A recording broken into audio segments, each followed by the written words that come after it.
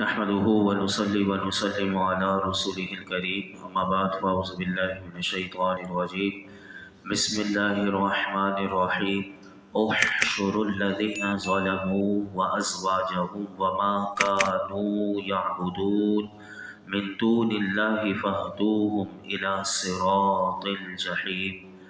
ظالموں اور ان کے ساتھیوں کو اور جن کی یہ اللہ کے سوا پوجا کرتے تھے ان سب کو اکٹھا کر دو، پھر ان سب کو دوزخ کا راستہ دکھاؤ۔ ان دو آیت کریمہ میں اللہ رب العالمین نے ارشاد فرمایا کہ اللہ تعالیٰ کل قیامت کے دن فرشتوں کو حکم دے گا کہ ظالموں کو اور ان کے ساتھیوں کو اور ان لوگوں کو جو اللہ کے سوا کسی کو پوجتے تھے، یعنی جن بتوں کی یہ پوجا کرتے تھے، ان سب کو ایک ہی جگہ اکٹھا کر دو اور ان سب کو جہنم کا راستہ دکھاؤ۔ علماء فرماتے ہیں اس آیت میں ظالموں سے مراد کافر ہیں، کیونکہ کفر سے بڑا ظلم کیا ہوگا، شرک سے بڑا ظلم کیا ہوگا۔ فرمایا ان کے ساتھیوں سے مراد وہ شیاطین ہیں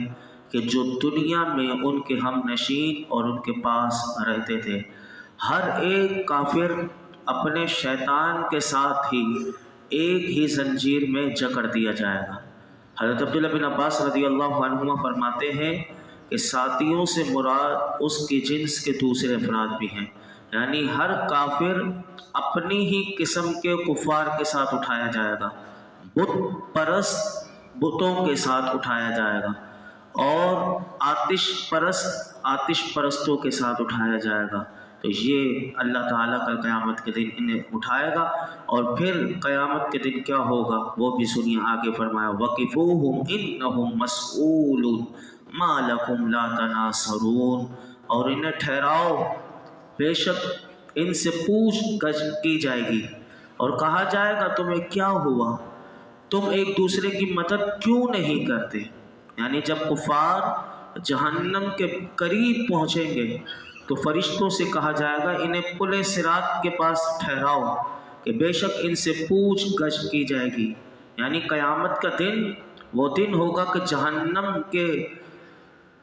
دروازے پر، جہنم پر جو مامور خازن بھی جو ہوں گے وہ بھی مشرکین سے سوال کریں گے، اور وہ کیسے کریں گے وہ قرآن ہمیں بتاتا ہے۔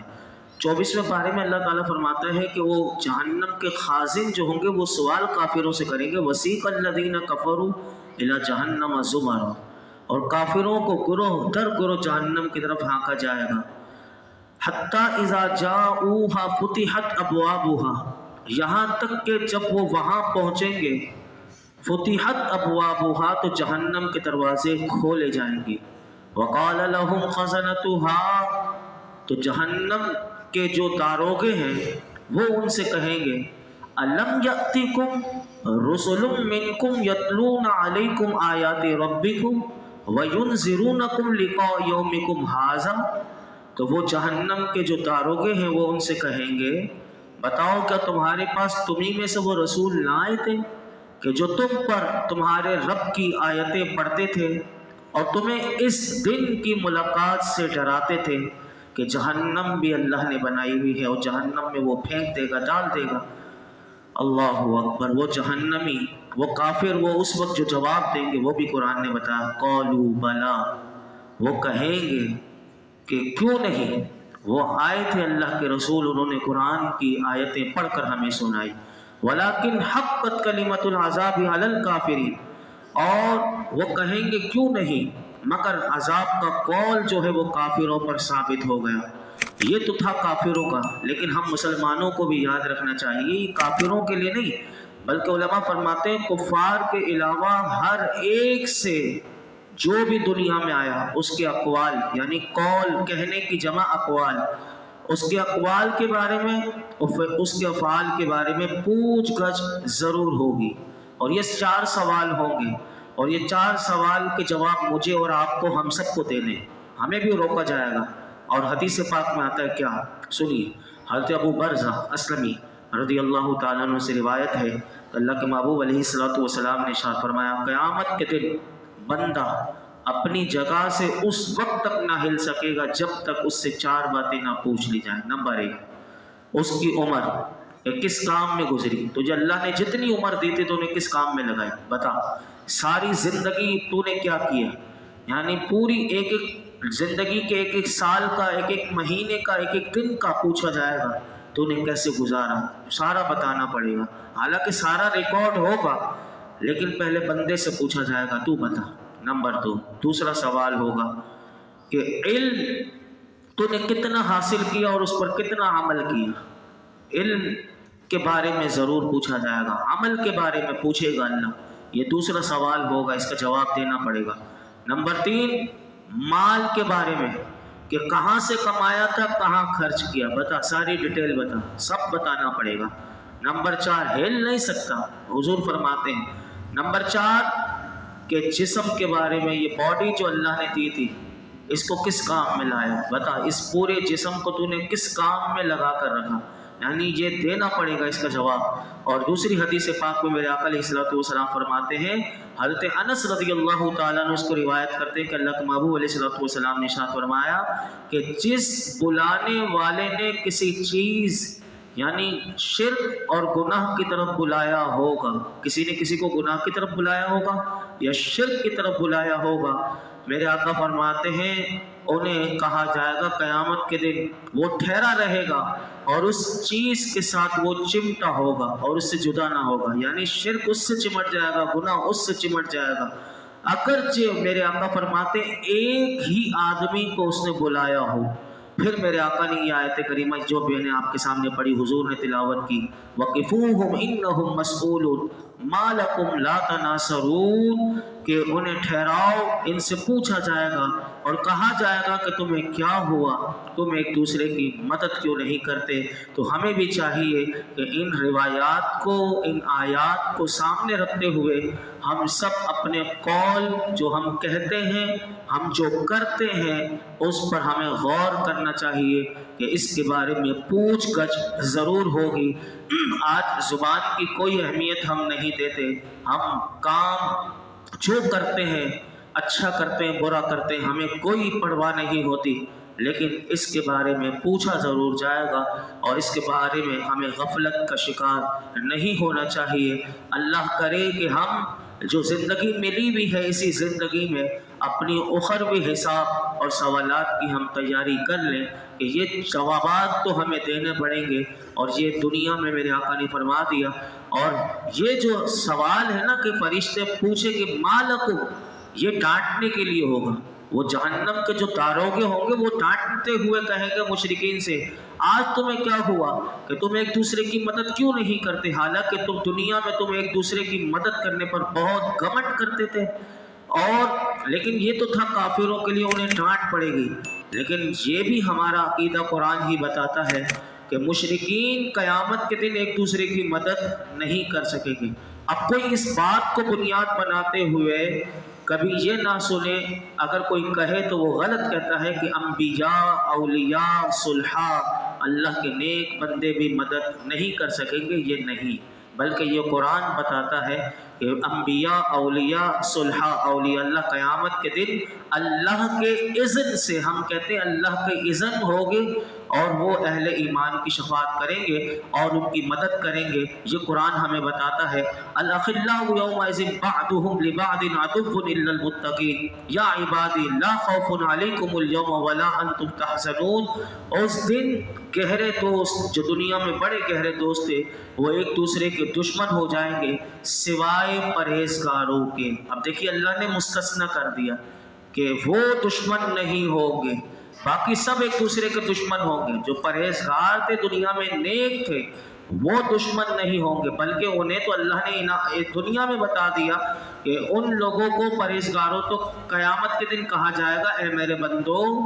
لا خوف علیکم اليوم ولا انتم تحزنون، آج نہ تم پر خوف ہے اور نہ تم غمگین ہوگے۔ اور دوسری جگہ اللہ تعالیٰ ارشاد فرماتا ہے کہ ولا تنفع الشفاعۃ عنده الا لمن اذن له، اور اللہ کے پاس شفاعت کام نہیں دیتی مگر اس کی جس کے لیے وہ اجازت دے دے. حتی اذا فزع عن قلوبهم قالوا ماذا قال ربكم قالوا الحق وهو العلی الکبیر. اور یہاں تک کہ جب ان کے دلوں سے گھبراہٹ دور فرما دی جاتی ہے تو وہ ایک دوسرے سے کہتے ہیں کہ تمہارے رب نے کیا فرمایا؟ تو وہ کہتے ہیں حق فرمایا ہے اور وہی بلندی والا بڑائی والا ہے. یہ باتیں ساری سننے کے بعد آخری بات جو میں عرض کرنا چاہتا ہوں وہ یہ ہے کہ جس گھمنڈ کی وجہ سے، جس ان باتوں کو سن کر بعض لوگ شفاعت کی امید پر وہ اللہ کی فرما برداری کو چھوڑ دیتے ہیں. جب یہ ہے تو ہم تو ان کے دامن سے وابستہ ہیں، یہ شفاعت کر لیں گے تو ہمیں کیا ضرورت ہے فرما برداری کرنے کی، اور عذاب سے بے خوف ہو جانا اور گناہوں میں مبتلا رہتے ہیں. یاد رکھیے گا یہ کسی طرح بھی درست نہیں. امام غزالی رحمۃ اللہ علیہ نے اس پر جو خوبصورت کلام کیا وہ کلام میں سنا کر اپنی گفتگو سمیٹتا ہوں. سنیے امام غزالی کیا فرماتے ہیں کہ بندہ یہ نہیں کہ شفاعت کی امید پر وہ اللہ کی پرہیزگاری، وہ اللہ کی فرما برداری چھوڑ دے. سنیے امام غزالی فرماتے ہیں کہ شفاعت کی امید پر گناہوں میں مبتلا ہونا اور تقوی کو چھوڑ دینا ایسے ہی ہے جیسے کوئی مریض کسی ایسے ماہر ڈاکٹر پر اعتماد کر کے وہ بد پرہیزی میں مبتلا ہو جائے کہ ڈاکٹر صاحب ہے نا، اگر مجھے کچھ ہو بھی گیا تو حالانکہ اس کے جو قریبی ہیں، اس پر شفقت کرنے والے ہیں، ماں باپ ہیں، بہن بھائی ہیں، وہ روک رہے ہیں، لیکن وہ ڈاکٹر پر اعتماد کرتے ہوئے وہ بد پرہیزگی کرتا ہے. تو فرمایا کہ یہ اعتماد جو ہے یہ جہالت ہے، کیونکہ ڈاکٹر کی کوشش، ڈاکٹر کی ہمت، مہارت بعض بیماریوں کے ازالے میں نفع کر دے گی. تمام بیماریاں ایک ہی ڈاکٹر آپ کی دور کر دے یہ نہیں ہو سکتا. لہٰذا محض ڈاکٹر پر اعتماد کر کے مطلقاً پرہیز کو ترک کر دینا یہ جائز نہیں ہے. طبیب یعنی ڈاکٹر کا اثر ضرور ہوتا ہے لیکن معمولی امراض میں اور معتدل مزاج کے غلبے کے وقت ہوتا ہے. اسی لیے امام غزالی فرماتے ہیں انبیاء کرام اور صلحائے عظام کی عنایت شفاعت جو ہے وہ اپنوں اور غیروں کے لیے اسی انداز کی ہوتی ہے، اور اس کی وجہ سے خوف اور پرہیز کو کبھی ترک نہیں کرنا چاہیے. اور اسے کیسے ترک کر سکتے ہیں؟ امام غزالی کہتے ہیں کہ جب کہ سرکار دو عالم صلی اللہ علیہ وسلم کے بعد روئے زمین پر جو ہے حضور کے بعد یعنی حضور کی امت میں جو سب سے بہترین ہستیاں ہیں وہ صحابہ کرام ہیں. فرماتے ہیں کہ وہ آخرت کے خوف سے تمنا کرتے تھے کہ کاش کہ وہ چوپائے ہوتے، یعنی وہ جانور ہوتے. یہ صحابہ کرام کی تمنا ہوتی، حالانکہ ان کا تقوی کامل، اعمال عمدہ، ان کے دل صاف شفاف تھے، اور نبی اکرم صلی اللہ علیہ وسلم سے انہیں جنت کا خصوصی وعدہ مل چکا تھا. میرے آقا نے انہیں جنت دے دی تھی دنیا میں، لیکن اور یہ بھی جانتے تھے تمام صحابہ، یعنی حضور کی جو احادیث مبارکہ ہم تک پہنچی ہیں تو تمام صحابہ یہ بھی جانتے تھے کہ قیامت کے دن سب کی شفاعت ہوگی، تمام مسلمانوں کی عمومی طور پر شفاعت ہوگی. لیکن صحابہ کرام نے ان باتوں پر اتنا بھروسہ نہیں کیا کہ اپنے دلوں سے خوف نکال دیا اور خشوع و خضوع نکال دیا، بلکہ ان کا خوف خدا بڑھتا چلا گیا اور اللہ سے جو خشوع و خضوع تھا وہ بڑھتا رہا. اور ہم جیسے لوگ جو درجہ صحابیت پر بھی فائز نہیں اور اسلام لانے میں بھی ہم سبقت کرنے والے نہیں، تو پھر ہم جیسے مسلمان کس طرح خود پسندی میں مبتلا ہو جائیں اور شفاعت پر بھروسہ کر کے پھر گناہ پر گناہ کرتے رہیں کہ نبی بچا لیں گے، اور نعت خوانیوں میں بیٹھ کر صرف یہ سمجھ لیں اور نمازوں کی فکر نہ ہو، یا پھر چند اعمال ایسے کرنے کے بس اسی پر بھروسہ کرتے ہوئے، یا کسی کا مرید ہو کر یہ بھروسہ کر کے کہ یہ پیر صاحب جانے اور وہ جانے میں جو بھی کروں وہ مجھے بچا لیں گے. امام غزالی فرماتے ہیں اس امید پر پھر انسان گناہوں میں نہ مبتلا ہو، کیونکہ اسے نہیں پتا کہ پھر اسے توبہ بھی نصیب ہوگی یا نہیں ہوگی. اس لیے ہمیں تو صحابہ کرام کے نقش قدم پر چلنا چاہیے کہ انہوں نے جب خوف خدا کو اپنے اندر اتنا بڑھایا اور وہ اتنا روتے تھے خوف خدا میں، اللہ سے ڈرتے تھے، تو ہمیں بھی تقوی کو نہیں چھوڑنا چاہیے. اللہ رب العالمین ہم سب کو بھی تقوی والی زندگی عطا فرمائے اور ہر گناہ سے بچنے کی توفیق عطا فرمائے۔ الحمدللہ رب العالمین والصلاة والسلام علی سید الانبیاء والمرسلین وعلی آلہ واصحابہ اجمعین۔ اللہ پاک جو کچھ سنایا اس میں کوئی غلطی کوتاہی ہو معاف فرما، اپنی بارگاہ میں قبول فرما۔ ہم سب کو یا رب العالمین اپنے اور اپنے پیارے محبوب کی صحیح معنوں میں فرما برداری کی توفیق عطا فرما، ہر قسم کے گناہوں سے بچا لے۔ اللہ جو ہو گئے تو معاف کر دے، ہمارے والدین کے میرے آقا کی تمام امت کی مغفرت فرما یا رب العالمین۔ حضور کا سچا غلام بنا دے، حضور کی کامل اتباع اور اطاعت کی توفیق عطا فرما، صحابہ کرام کے نقش قدم پر چلنے کی توفیق عطا فرما یا رب العالمین۔ آج تک ہم نے جتنی دعائیں کی ہیں آئندہ کریں گے سب دعاؤں کو قبول فرما۔ یہ جتنے حاضرین موجود ہیں اللہ درس قرآن کی برکت سے سب کی جھولیوں کو دامنوں کو مرادوں سے بھر دے۔ وصلی اللہ تعالی علی خیر خلق محمد وعلی آلہ وصحبہ اجمعین۔